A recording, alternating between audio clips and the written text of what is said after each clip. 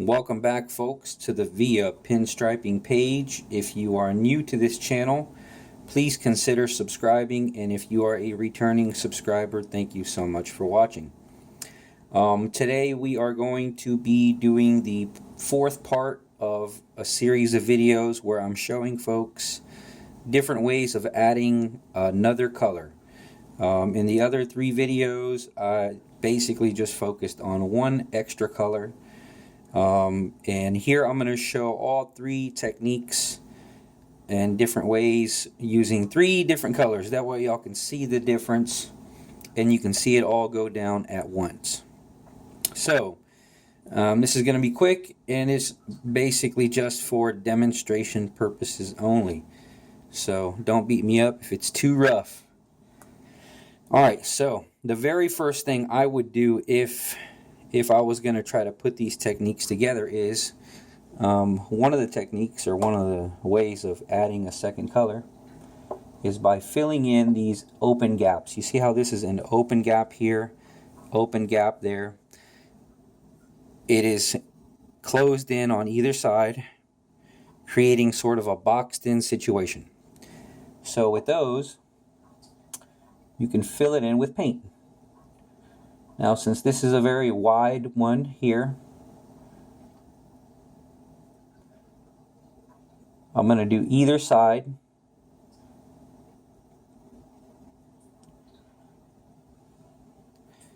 Being very careful that I don't go into the blue part, which you can go into the blue part a little bit and then fix it later by just going over the blue one more time with blue.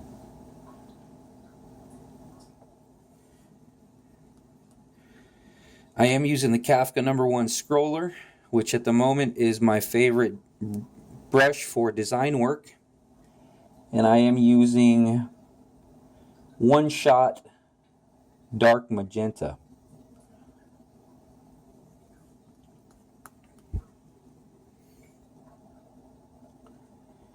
Now the reason I would do the filling in of the gaps first is because I'm going to do afterwards some design work on top. And if you do this second, the design work will be underneath these fills, and it just won't look right.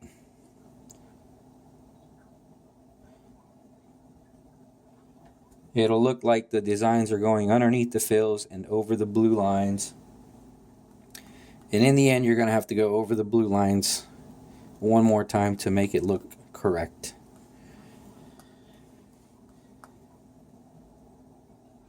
So I'm just going to make it a little bit more opaque. Make sure I'm all the way there, filling in all the gaps. Alright, so there's one of them. I have another one here, and these two down here. So I believe this was video number 3. I think the videos are called adding, how to pinstripe, adding additional colors, or just additional colors. I'm really unsure at the moment what I name these videos. I did notice that the sound was fluctuating some, and hopefully that doesn't happen again during this video. It could be because my face is right next to the camera. There's really no comfortable way of filming pinstriping. I know some folks say, hey, just do it right above your head or straight up. Well, I would, but you'll just be catching the top of my head the entire time. So it has to be sort of at an angle, and it has to be in a way to where I can somewhat comfortably do these lines. Because I'll tell you right now, having this camera in my face does not help anything. But I do enjoy making these videos for everybody, and I have gotten a lot of positive feedback, so I intend on continuing the videos for a long time. So I'm working on this one here. I'm trying hard to fill in all the little spots without going too far deep into the blue, because at this point I'm not trying to redo that blue. Quick shout out to Little Mary for inspiring me to do another video tonight. She was live on Instagram and I was watching her paint, and I was kind of jealous because I was at work. I said, man, I want to paint too. So I busted out the brush as soon as I got home. I actually have another job to go to immediately after I'm done with this, so it's kind of going to be a double shift situation. Oh, I cut into the blue here. You may or may not be able to see that, but not a big deal. As long as you still have some of that blue, you can always redo it. Matter of fact, I recommend it if you're going to be doing these fills. If you go over that blue one more time, it'll just make it look cleaner.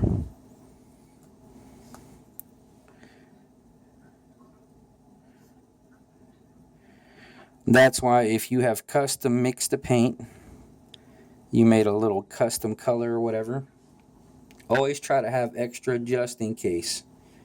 That way you don't have to try to match it if in case you make a mistake. You'll have some extra custom colored mixed up, and you can use it anytime you need to make a touch up or something, or just go straight out of the bottle, straight out of the can, and that way you can always bust that color right back out. I know some folks prefer to just have the primary colors and make it all happen with just primary colors, and they mix up the colors that they want. But I prefer to have as many different colors as I can. That way I don't have to mix all that often. And if I make a mistake, I could just go straight out of the bottle and come back straight out of the bottle if need be. Okay, so that is the first, it's actually the third one on the videos, but that is the first way that I'm going to be adding a color to this design.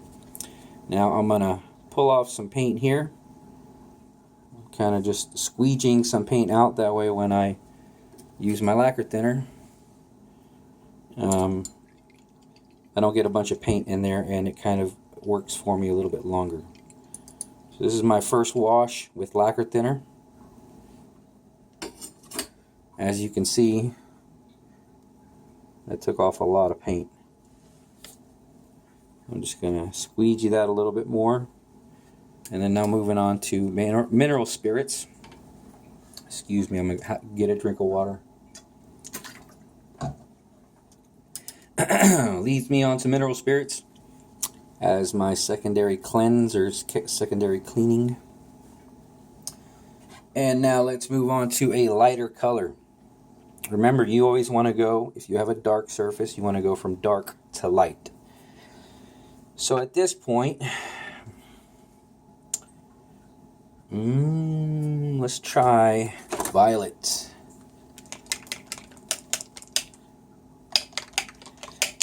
I do like to keep my paint in these PET bottles. This particular one is just something that I got at Target or something like that. These were on sale in like a travel bottle kit. But you got to remember that the plastic has to be PET or PETE. It'll say it on the bottom or somewhere on the packaging. If you get regular old craft bottles, it will dry up your paint. So keep that in mind. Keep the lids clean and always shut. And this is the reason why I like bottles. I don't have to pop no cans. I don't have to worry about it. I just squeeze out a little bit and I'm ready to go. So now I'm paleting the brush, paleting the paint. At this point, I still have some mineral spirits on my brush, so it is reducing the paint already. Because when I cleaned it, it still had a little bit of mineral spirits on there. So now the next way that I am going to be adding another color to this design is by creating another design element on top of this design. So let's give it a shot. I got a little bit of splatter on there. Since this isn't an actual job, or it isn't an actual thing, I'm not too concerned, but that's one of the reasons you do not want to palette right next to whatever it is you're working on. You want to do it away from there.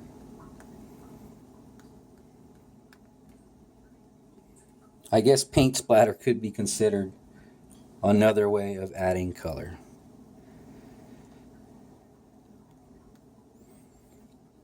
Now you never want to rush the paletting stage, the reducing of the paint, because if it ain't correct, it's not going to work. This is the one thing you cannot rush. You got to get it just right, and just right takes many, many months, possibly year, maybe 2 years, depending on the person. It might take a long time for you to figure out how it's supposed to feel in your hand. All right, so let's just try to add some paint where there isn't any, where we feel like it can add to the design. And again, that is subjective. But with this form of adding another color, we're going to be basically just putting a design on top of this design. Now, if your initial design is extremely simple, you can make this part very complicated, or vice versa. And then it, depending on how many colors you want to add, you might want to leave space, not fill it up so much with this color if you're going to keep going on colors.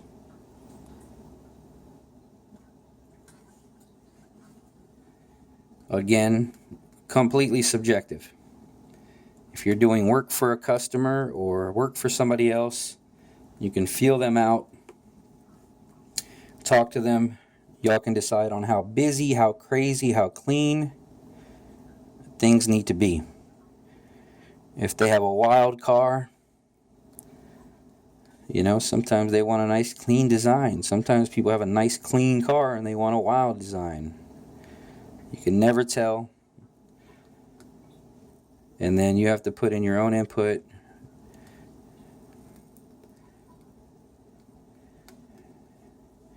And all this just comes with time and practice. I love doing customers' jobs, but sometimes that input could be a little bit different than yours. So you have to meet in the middle. And that's all right.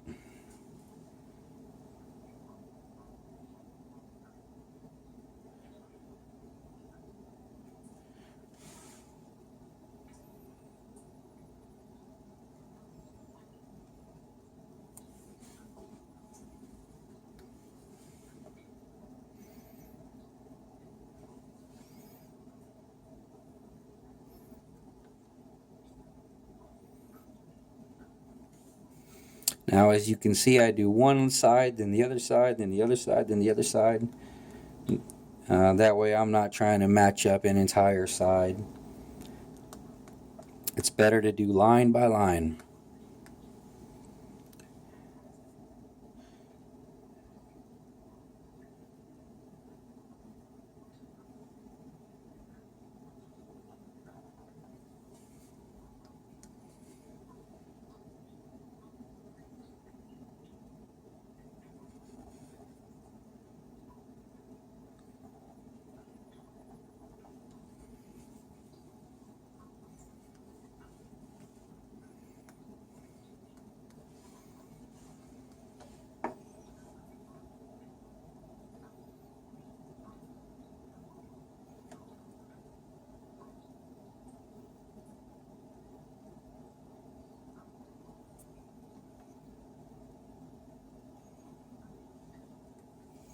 Now on this on this thing, I did not do any sideways grids. I just drew a line right down the middle. Those horizontal grid lines are helpful when you're doing stuff like along, the horizontal axis. That way you know if it's crooked or not. But I did not do that, so some of these might be a little bit off. Now there's a lot of different opinions on whether or not grids actually help or hinder your progress. But I only have one good eye. My right eye is damaged from retinal problems. And I have a hard time seeing distance. I have a hard time judging where everything is. And when I used to first start pinstriping, I'd go to lay my brush down and I would just crash like, oh, I went too far. And then it really took me a long time to figure out where I am with the brush. Because, man, I would just boom and leave a big old blotch.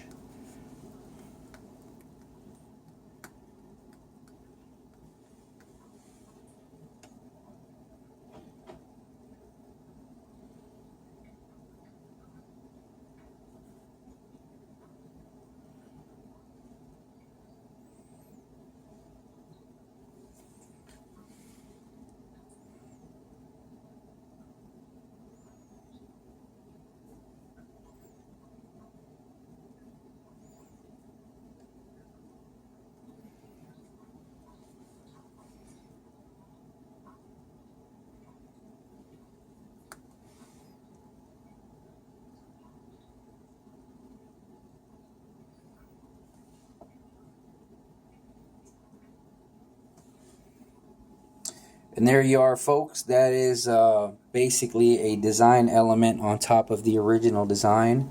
That is the second way I'm going to be adding a color to this situation here.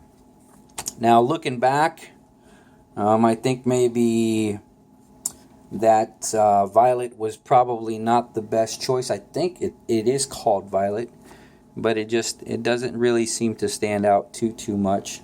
So let's go for a color that will stand out. So this is going to be the third color, which I think was the second in the series, second video in the series. I'll put links in the description to all the videos. So first I'm going to clean out with lacquer thinner, the same lacquer thinner that I used earlier. This stuff is very strong and works very well.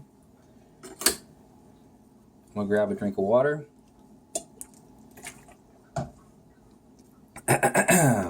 Alright, squeegee that out. And we're moving on to the mineral spirits.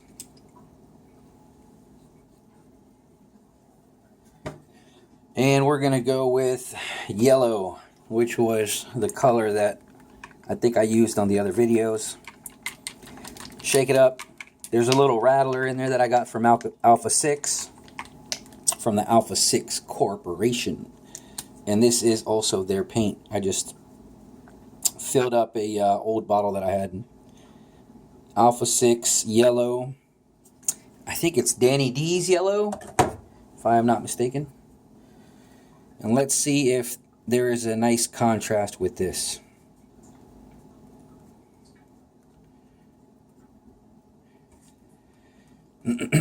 There are still paints that I want to try. I would love to try House of Colors. I think that's a urethane.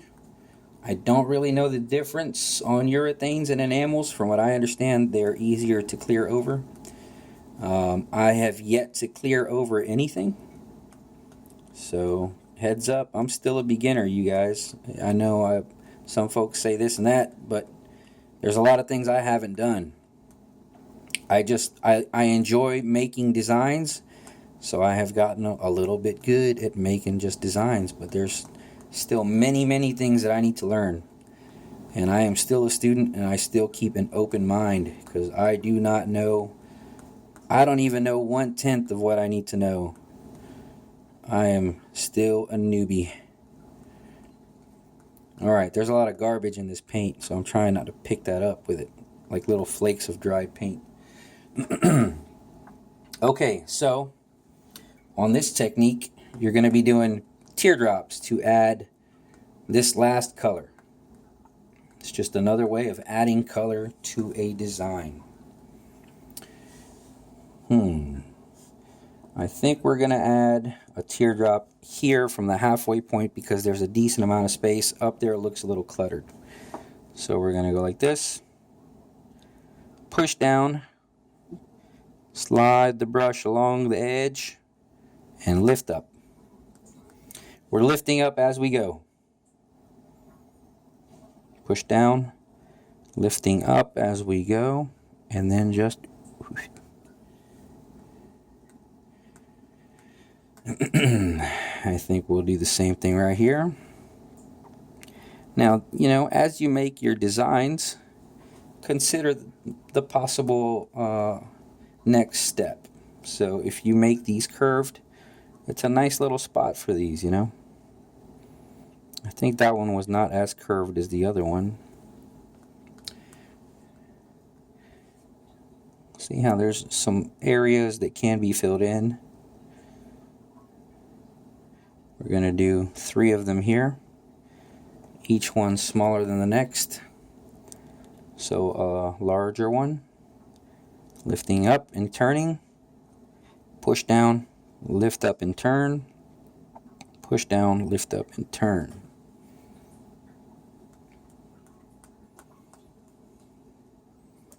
My apologies for the glare. I did everything I could to get rid of it.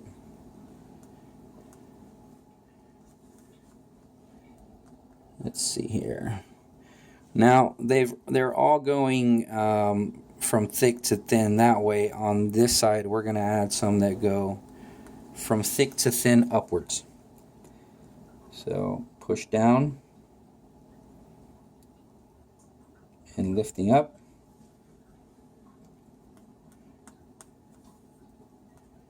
And we're going to do the same thing on the other side. This paint is I've already used up my little bit of paint here. I was pushing it around so much because there was crud from using an old bottle. I should have used a fresh bottle, but there was still like dried up paint from an old bottle.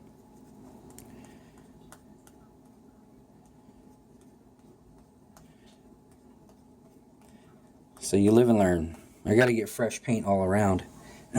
So I'm going to push down here and lift up as I turn. Now when you're doing teardrop shapes, you are going to kind of want to overload the brush. See? Just very loaded up. Now when I'm doing delicate lines and such, I will load the brush less, and then I may even dab a little bit on a surface to knock off some of the paint. But since we're doing teardrop shapes, so I'm going to put one on top to finish off the situation. Bam. And that also helps to elongate the design. Hell, I can even put one under my signature here and incorporate my signature to the design. So I hope you like that, and I hope you watch the other videos. I hope you share my page, share my stuff. Thank you so much for watching. I'll put links to the other videos in the description, and I also will put a bunch of other links to Amazon. These links are a good way to help out my page. If you purchase anything from those links, I do get a small commission, and it is a great way to help me keep the lights on. You'll see a bunch of stuff like these Kafka scrollers, one-shot paint, the reducers that I use, popsicle sticks, all sorts of stuff. And you can buy anything you want from there. I mean, you can buy a big screen through them links, and I'll get a little cut. So here is the finished design without the glare. Hopefully the thing is focusing. Let me know what you think. I do have the other ones, and I do have this one. If anybody's interested in them, I'm probably not going to do anything.